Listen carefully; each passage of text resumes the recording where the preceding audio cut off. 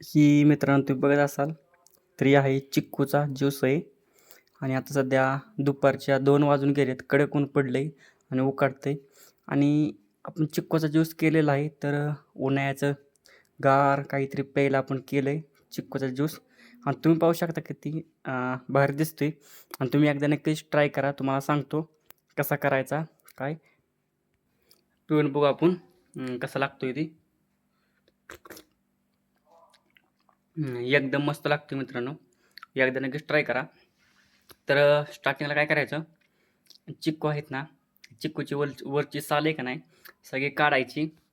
साल काढली की मधली पी पण काढून टाकायची, पी काढायची आणि बारीक बारीक तुकडं करायचं. आणि आपलं तुला माहिती आहेच, आपण भांडं असतं ना आपलं मिक्सरचं, तर त्या भांड्यात आहे ना, ज्यूसचं भांडं असतं का नाही, त्या भांड्यात सर्व चिक्कू आपण काढून घेतलेले आहेत ना, चिक्कूचं सगळं गाभा बिबा ते टाकायचा.